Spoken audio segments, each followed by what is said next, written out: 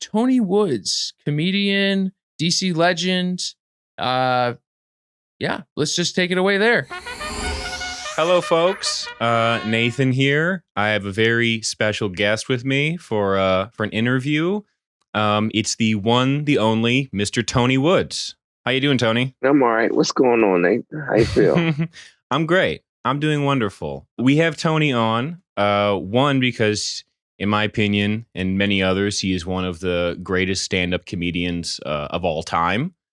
And secondly, because a long time ago, don't know if you remember this, we went to a show and I caught you outside and you were wearing a Indianapolis Clowns hat, which is a Negro League team. Yeah, I bought it at the what's it called? Kansas City Negro League Museum.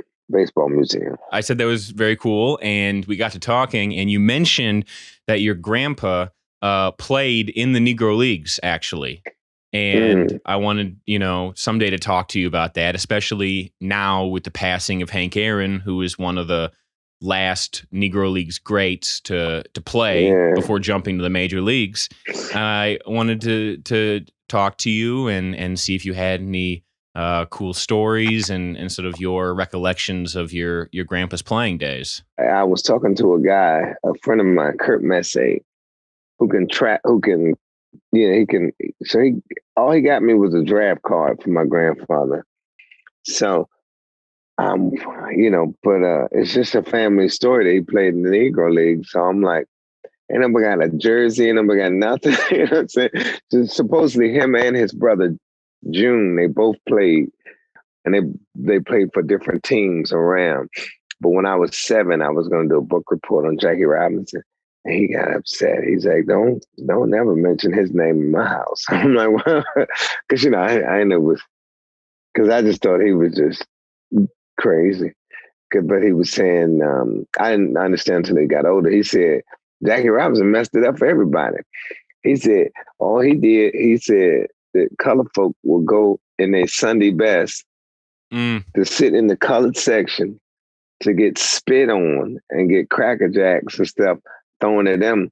And his exact words, he said, by white folks who's wearing dungarees. You know what I'm saying? and he was saying, but when the Negro League came to town, it was money for everybody. Like they had a field or something like that. It was up back then, it was room everywhere to create a baseball field. He said, and all of those mom and pop businesses and people rented out their places for them to stay. Because when they came to town, it was not just them. It was usually like musicians and stuff like that. So when, when a certain team would come to town, bang, musicians be there. The prettiest girls going to be there.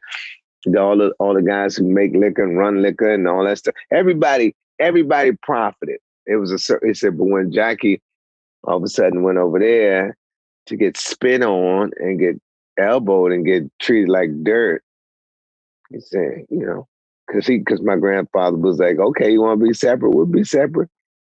We're going to do our thing. You do your thing. Did you ever come from an athletic family then? Were you ever drawn to baseball, or what's your athletic past? Well, everybody in the family is an athlete, but not because I could do stuff other people couldn't do. Like I could ski and stuff like that. And right, I was skateboarding way before skateboarding was cool. You strike me as a skateboarding guy. You strike me as that. No, matter of fact, the guys who ran the place used to call me Black Tony Alva. I have to as I quickly Google Tony Alva. They used to call me Black Tony Alva. As a matter of fact, when I met Tony Hawk, I told him that.